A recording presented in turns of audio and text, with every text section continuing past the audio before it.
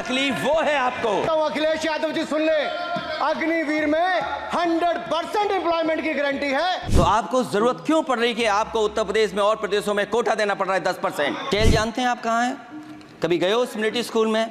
मैं खुद military school का पढ़ा हूँ। और आप परमवीर चक्र की बात कर रहे हो तो हम भी तमाम नाम गिना सकते हैं कि कितने परमवीर चक्र। शायद मंत्री जी नहीं रहे इसलिए तकलीफ परेशानी ज्यादा है। सभापति जी दर्द में बताता हूँ, देखिए दर्द बात पहुंचेगी कि नहीं पहुंचेगी। सभापति महोदया, उत्तर प्रदेश से जब से हारे हैं तब से कोई नमस्कार नहीं कर रहा है। तकलीफ वो है आपको।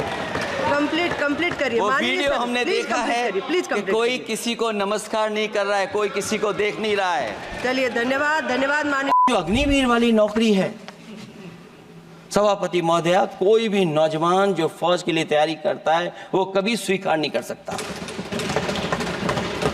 जब पहली बार ये स्कीम आई थी अग्निवीर, उस समय बड़े बड़े उद्योगपतियों से ट्वीट कराया गया था कि अग्निवीर से अच्छी कोई योजना नहीं है, इनको हम नौकरी दे देंगे, हम अपने यहां रख लेंगे। और शायद सरकार में बैठे लोगों को यह बात याद होगी, क्योंकि सरकार खुद स्वीकार करती है स्कीम ठीक नहीं है, तभी वो अपनी अपनी सरकारों से कह रहे हैं कि अग्निवीर वाले जो लौट करके आएंगे उन्हें कोटा दीजिए, आप नौकरी दीजिए।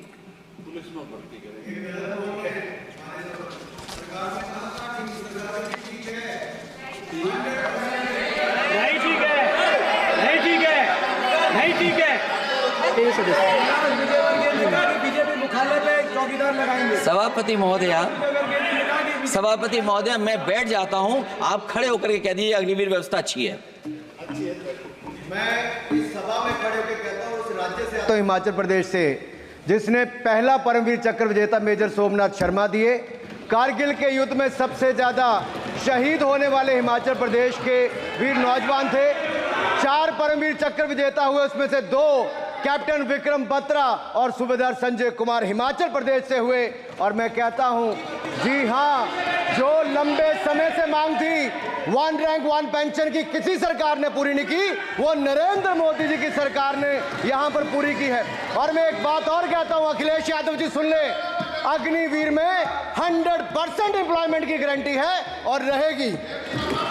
माननीय सदा साहब अपनी बात। सभापति महोदया, जो मैंने बहुत छोटा सवाल पूछा था, मैं दूसरी बात कहता हूं, अगर ये जो बात आप कह रहे हो तो आपको जरूरत क्यों पड़ रही कि आपको उत्तर प्रदेश में और प्रदेशों में कोटा देना पड़ रहा है 10%? सभापति महोदय, बैठिए। सभापति महोदय, जहां तक परमवीर, रुक जाइए।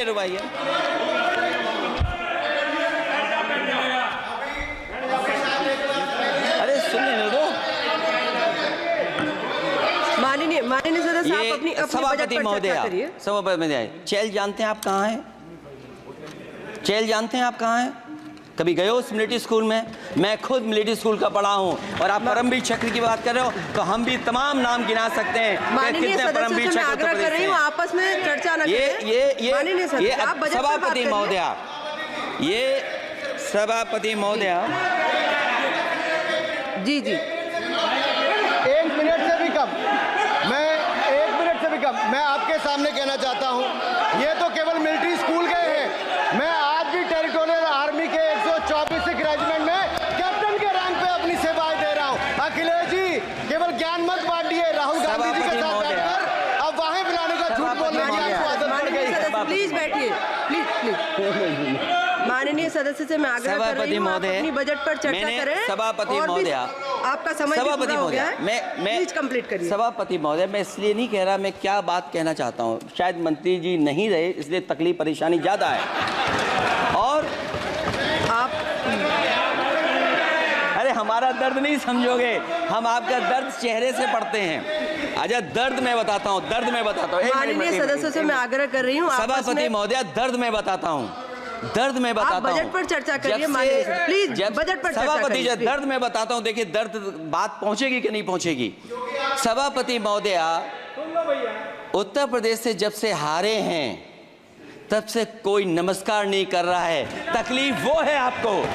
कंप्लीट करिए। वो वीडियो हमने देखा है कि कोई किसी को नमस्कार नहीं कर रहा है, कोई किसी को देख नहीं रहा है। चलिए, धन्यवाद माननीय। और जो अपने आप को बहुत ताकतवर कहते थे, बहुत ताकतवर कहते थे आप अपने आप को, जिसने हराया उसको नहीं ये हटा पा रहे हैं।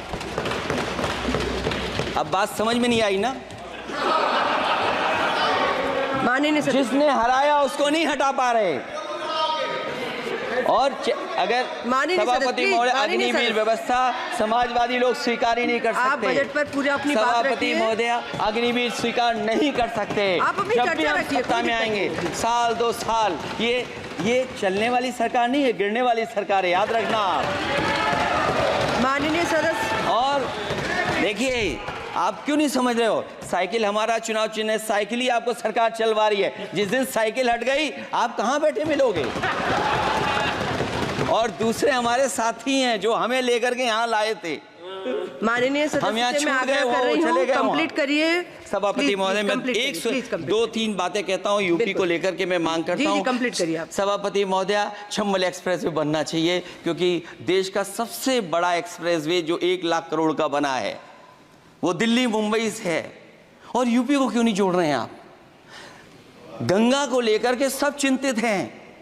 गंगा की सफाई अभी नहीं हुई है। जो बजट गया पता नहीं कहाँ चला गया, किसी को नहीं पता। जैसे पानी बहा वैसे ही बजट भी चला गया। दूसरा, क्योंकि मंत्री जी बैठे हैं, वो जानते होंगे मंत्री जी कि देश की सबसे अच्छी लाइन सफारी बनी है इटावा में, और उस लाइन सफारी को बनाने में हम लोगों को बहुत समय लगा, क्योंकि एक लाइन सफारी, एनिमल सफारी अगर बननी हो, उसको बनाने में बहुत टाइम लगता है, बहुत जगह से परमिशंस लेनी पड़ती हैं। हम लोगों को परमिशंस नहीं मिली, और क्योंकि वो प्रोजेक्ट अच्छा है, एशियाटिक लाइन्स की ब्रीडिंग शुरू हो गई वहाँ पर। ये सरकार इसलिए नहीं शुरू करना चाहती है क्योंकि वो समाजवादियों ने बनाई है। पहली बार देश में एशियाटिक लाइन्स पैदा हो रहे हैं। नहीं, वहाँ पर इटावा में पहली बार हो रहे हैं, और वो इसलिए नहीं शुरू कर रहे हैं। और वो शेर मैं बता दूं आपको, शेर आया था कि कोई और आया था, वो कहानी मैं नहीं पढ़ूंगा यहाँ पर। फिर मैं बोल दूंगा तो फिर कहोगे कि क्या बोल दिया मैंने, इसलिए मत बुलवाइए तो ही अच्छा है। कि कुछ तो धन्यवाद माननीय सदस्य, धन्यवाद। कुछ मत बुलवाइए मुझसे। सभापति महोदय, मैं ये कहना चाहता हूँ कि लाइन सफारी, एनिमल सफारी उस क्षेत्र की, यूपी की प्राइड है। वो कि पहली बार ब्रीडिंग सेंटर एशियाटिक वहाँ पर बन गया है। दिल्ली की सरकार और यूपी की सरकार मिलकर के उसको शुरू नहीं होने दे रही है। मुझे उम्मीद है कि उसको शुरू करवा देंगे आप। और आखिरी में मैं कहता हूँ, चलते चलते आप 2 लाइनें कहता हूँ। बुनियाद को नकार कर जो इमारतें उठाएंगे, हम भी देखते हैं वो किस मंजिल तक जाएंगे। धन्यवाद। बहुत बहुत